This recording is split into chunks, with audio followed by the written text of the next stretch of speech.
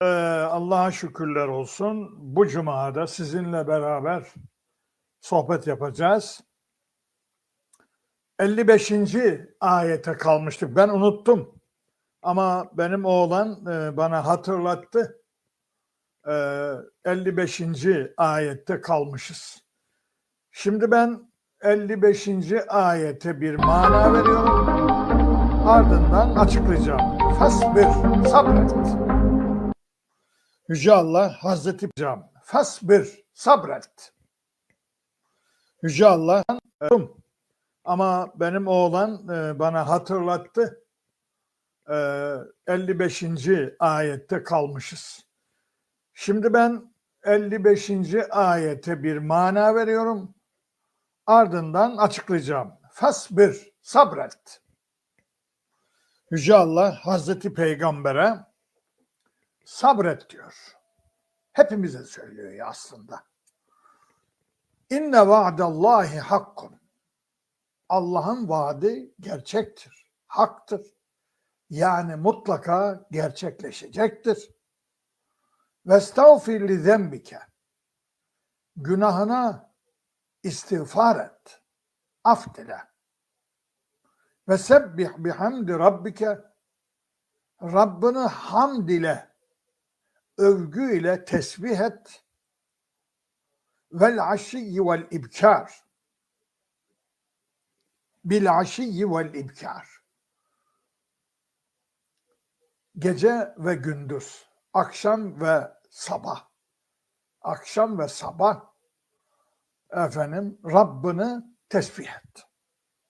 Şimdi burada açıklanması gereken konular var. Bir tanesi sabret diyor. Kime söylüyor bunu? Hazreti Peygamber'e söylüyor bunu. Yani bir takım mücadeleler var. Ya Hazreti Peygamber'e karşı, Kur'an'a karşı, vahye karşı müşriklerin, kafirlerin verdiği büyük bir mücadele var. Bu mücadelenin altından kalkabilmeye ve bu mücadeleyi çözmeye sabır diyoruz. Sabır,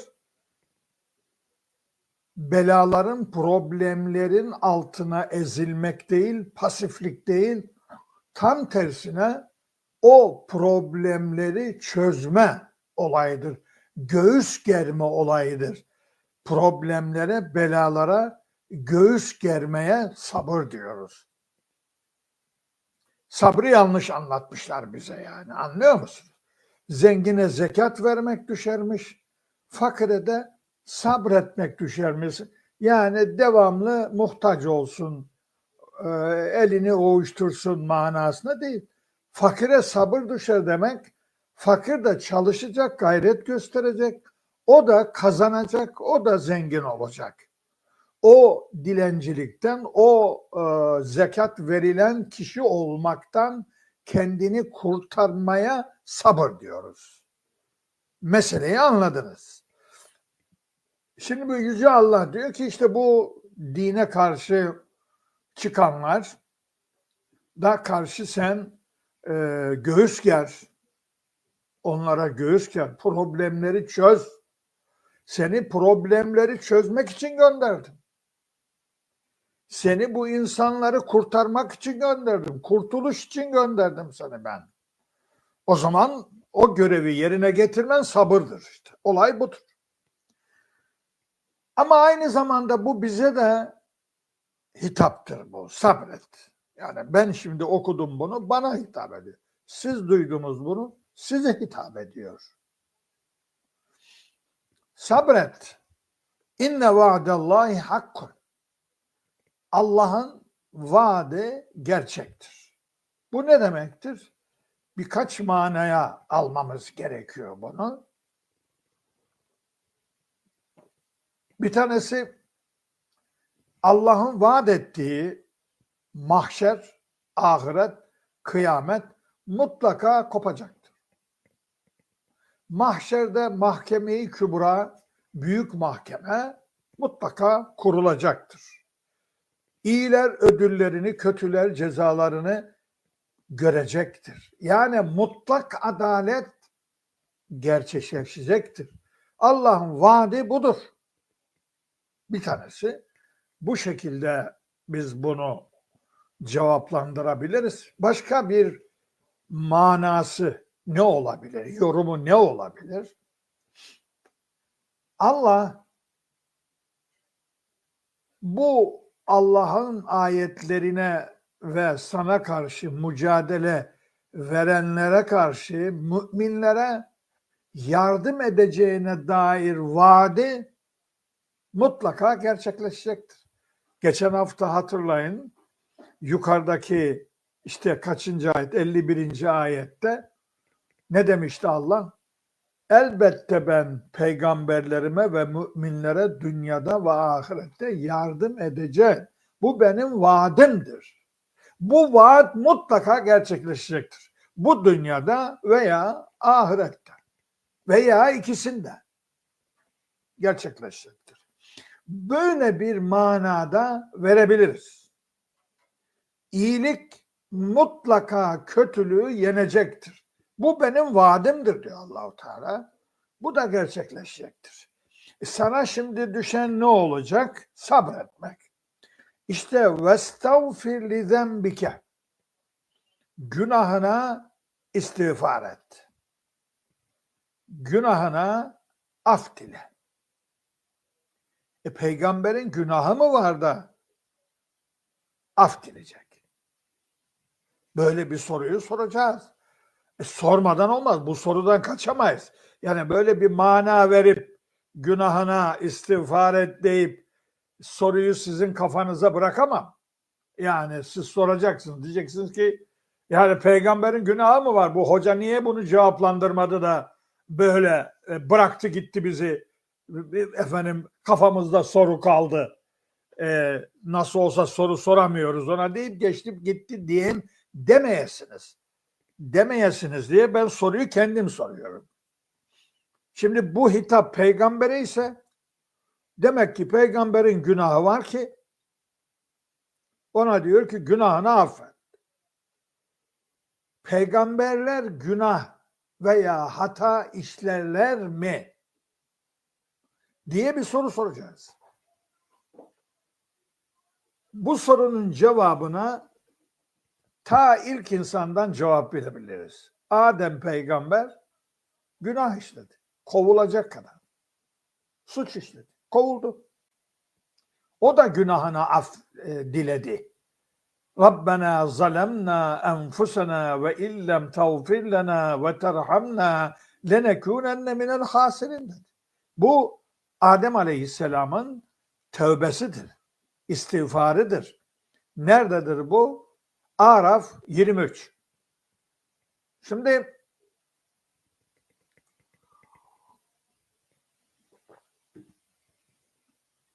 mesela Şuara suresinde Hazreti İbrahim'in Allah'ı anlatırken Allah tasavvurunu sunarken bakın nasıl bir söz söylüyor ve bu sözü Allah bize naklediyor.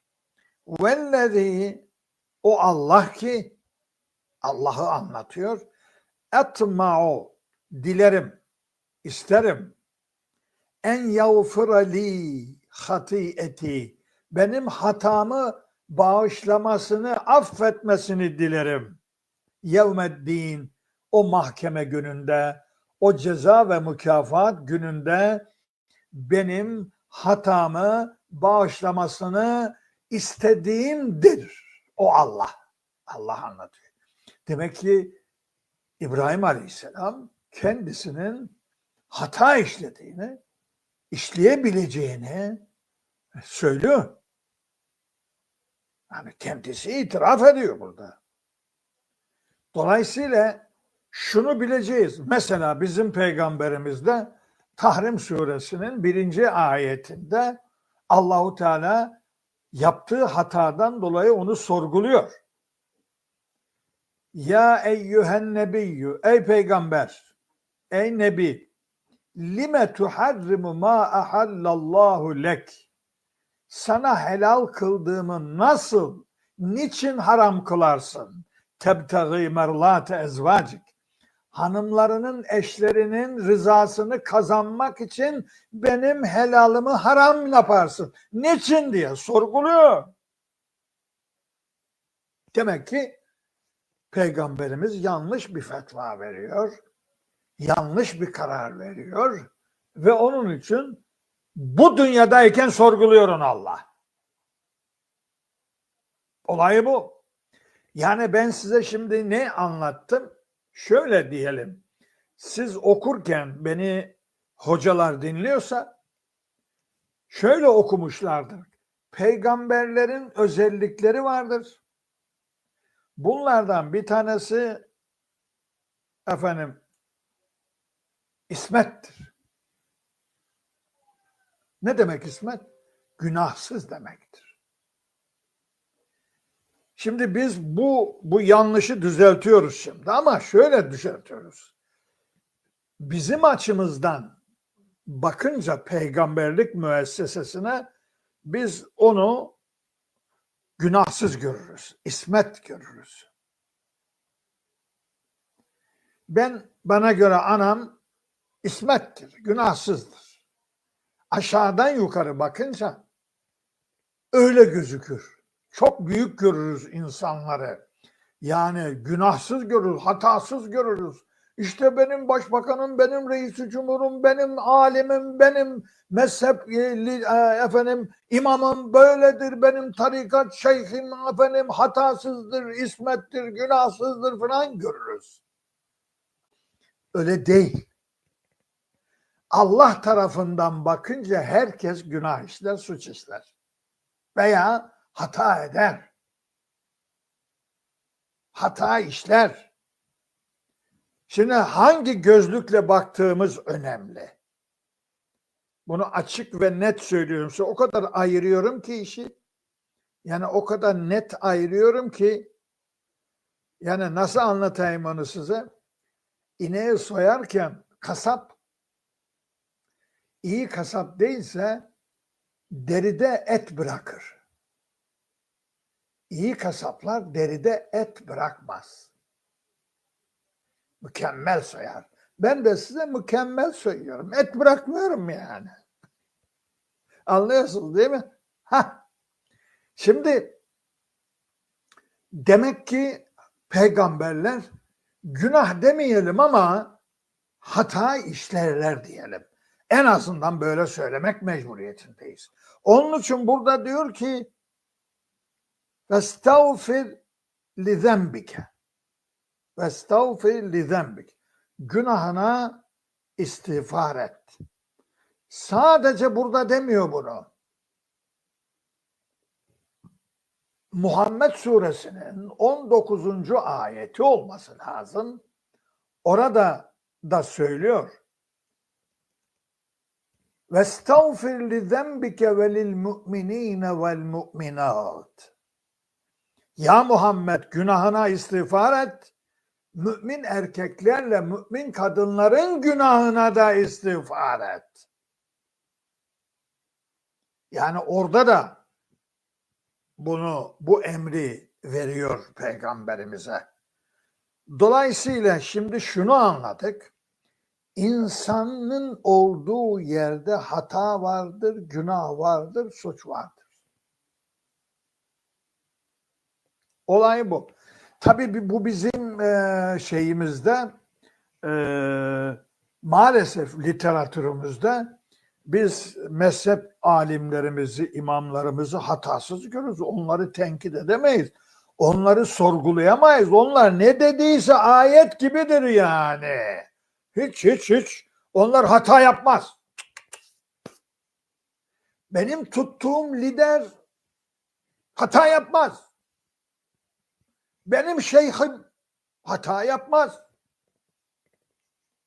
Bu yanlıştır. İlahi gözlükte baktığımız zaman herkes hata işler. Nokta. Şimdi bu ayeti tabii detaylı bir şekilde size açıklıyorum. Çünkü öyle bırakıp gidemeyiz. Soruları soruyoruz. Ardından ve sebbih bihamdi rabbike. Rabbini hamd ile, övgü ile tesbih et. Pazartesi günü tesbihin ne olduğunu anlattım. Yine pazartesi bir konuşma yapıyorum. Siz orada katılabilir misiniz bilmiyorum ama Gaziantep'teki bir grup hanıma konuşma yapıyorum. Orada tesbihi anlattım bu pazartesi. Diyeceksiniz ki hoca efendi bize bunu anlatmadın. Şimdi bize anlat yani. Ne oraya Sky şeyden yayın yapıyorum onlara. Sizin telefonlarınızı bildirmemiz lazım ki onlar sizi de o sohbete katsınlar. Şimdi diyor ki Allahu Teala hamd ile Rabbini tesbih et. Tesbih nedir diye bir soru soracaksınız. O Gaziantep'ten dinleyenler varsa kusura bakmasınlar. Çünkü bu cemaatime de bu kavramı anlatmam lazım. İlla ki. Tesbih sebbeheden gelir. Sebbeha. Yüzmek anlamına gelir. Yani bir geminin suda yüzmesi. Bir insanın suda yüzmesi. Yüzmek bir yerden ayrılıp bir yere yaklaşmak demektir. Yani bir limandan ayrılıyor gemi, yüzerek başka bir limana gidiyor, yaklaşıyor demektir. Bu bakımdan tesbih ibadeti insanı beşeri limandan alıp ilahi limana götüren ibadettir. Onun için namaz bir tesbih ibadetidir. Mesela haçta tavaf bir tesbih ibadetidir. Şimdi demek ki insanı beşeri limandan alıp ilahi limana götüren ibadetlerin bütünüdür. Bütünüdür. Fakat tesbih ibadeti aynı zamanda bütün kainatın ibadetidir. Yani ay dönüyor güneşin etrafına, dünya dönüyor, güneş de dönüyor, kendi yörüngesine dönüyor. İşte bu tesbih ibadetidir. Onun için der ki Yüce Allah İsra 44'te Tüsebbihu lehus semavatu seb'u vel ardu ve men fihin ve in min şeyin illa yusebbihu bihamdihi velakin la tefkahune tesbihahum innehu kâne halimen gafura. Allah anneme rahmet eylesin. Orada diyor ki 7 kat gökte ve yer kürede ve onların arasında olan her şey beni tesbih eder. Beni tesbih etmeyen hiçbir şey yoktur. Ama siz onların tesbihini anlamaz, bilemezsiniz. Demek ki tüm kainat Allah'ı tesbih ediyor. Bu ne demek? İşte ayın, yıldızın, güneşin, dünyanın kendi ekseninde ve diğer gezegenlerin etrafında dönmesi tesbihtir. Onun için haçta tavaf dönmek Kabe'nin etrafında tesbih ibadetidir. Bileniniz vardır, bilmeyeniniz vardır. Ama biz ders sıraya gelince bunu anlatmak mecburiyetindeyiz. Mesela taş bana ibadet eder diyor Allah-u Teala. Nerede diyor bunu? Bakara suresinde. Nesi taşın nesi? Yuvarlanır. Alimler öyle anlamış. Dağdan yuvarlanır. Öyle. O değil. Taşın atomunun çekirdeğinin etrafında elektronların dönmesi onun tesbih ibadetidir.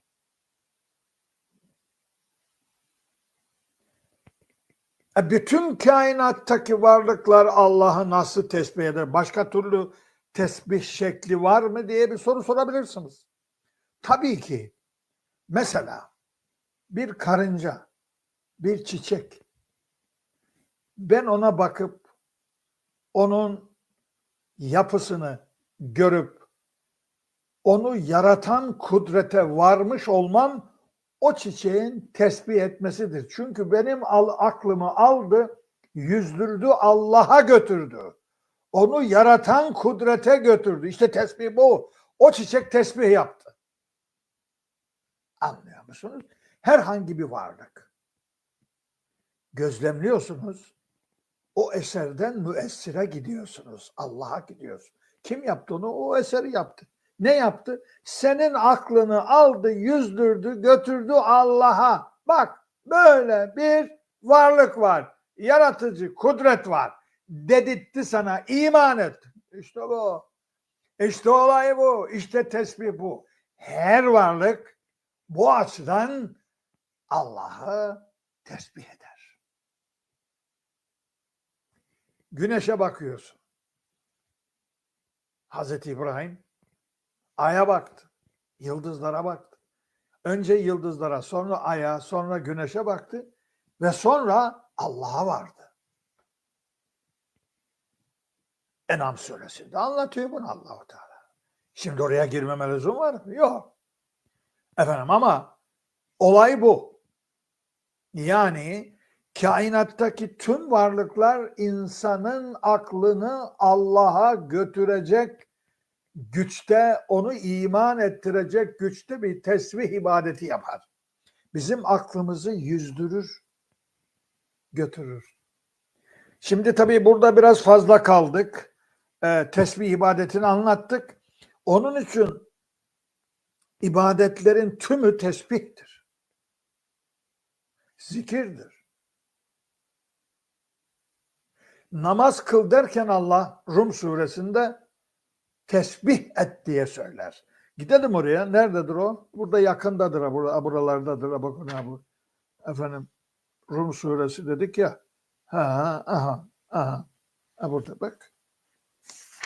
Bak. Fesubhanallahi.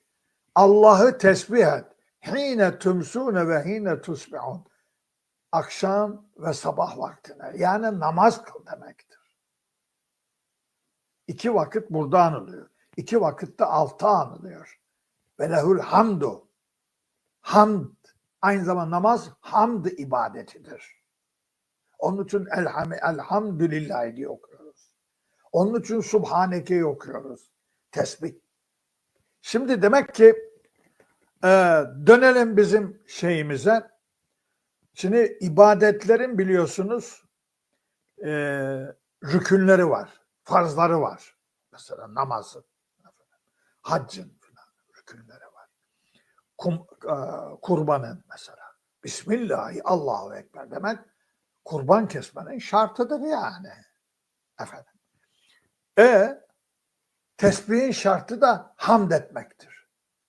Hamd ile, övgüyle, Allah'ı överek, onun yarattığı, onun yaptıklarını överek, anlatarak, anarak Allah'ı tesbih edeceksin. Bu tesbih kelimesini ilk defa melekler kullandı. Allah ne zaman ki ben yeryüzünde halife yaratacağım dedi, 30. ayetinde Bakara'nın, melekler itiraz etti. Ya Rabbi sen kan akıtan, fesat çıkaran bir varlık mı yaratacaksın? Ve nahnu nusebbihu bihamdike ve nukaddisu lek. Ya Rabbi biz seni tesbih ederiz ve takdis ederiz. Sen onu yaratmana lüzum yok. Bela. Daha evvelkiler bela çıkarttılar. Melekleri meşgul ettiler. Efendim eziyet verdiler. Günah yazmaktan eziyet çekiyor. Melek günah yazmaktan. Öyle tabii yani. Biz seni tesbih ederiz, takdis ederiz. Tesbihi anlattık da takdis neymiş? Onu da söylemem lazım size yani. Siz Bayraktar'ın talebesisiniz yani. Şimdi ayıp olur yani. Takdis, olumlu sıfatlarıyla Allah'ı anmak. Razi, meşhur Razi, müfessir, ondan öğrendim ben bunu. İhlas Suresine örnek vererek tesbihle takdisi anlattı. Ben tefsiri yazarken ondan öğrendim. O Bakara Suresine 30. ayetinin tefsirini yazarken orada çakılı kaldım. Tesbihi anlatacaksın, takdisi anlatacaksın. Örnek vermen lazım. İşte örneği verdi İhlas Suresi. Kul huvallahu ahad. Allah parçalara bölünemeyen birdir. Allahu samed. Hiçbir varlığa ihtiyaç duymadan varlığını sürdürendir. İşte bunlar takdistir. Allah'ı olumlu olarak anın. Allah birdir, samettir dedim mi takdis yapıyorsun. Lem yelit doğurmadı. Velem yudet doğurulmadı. Velem yeküllehu küfvennet onun hiçbir kişi dengi yoktur. Hiç kimse dengi yoktur. Bunlar da tesbihtir. Allah'ı noksan sıfatlardan uzak tutuyoruz. Bak uzaklaştırıyoruz. Hani dedik ya yüzerken uzaklaşıyorsun. Hatırlayın onu. Ha. O uzaklaşma Allah'ın noksan sıfatlardan uzaklaşmaktır. Lem yelit ve lem yulat ve lem yekun lehu kufuven. İşte buna tesbih diyoruz. İhlas Suresi'yle muhteşem bir açıklama getirdi Razı ve asırlar sonra biz ona buradan rahmet okuyoruz. Şimdi beş yukarı tesbih ve takdisi anladık. Ne zaman tesbih edeceğiz hamd ile? Bil aşiyyi gece ve vel ibkar ve sabah. Akşam ve sabah. Akşam ve sabah demek gündüz ve gece demek. 24 saati kastediyor burada Allah. Yani bu bir metottur. İlahi metottur Kur'an'da.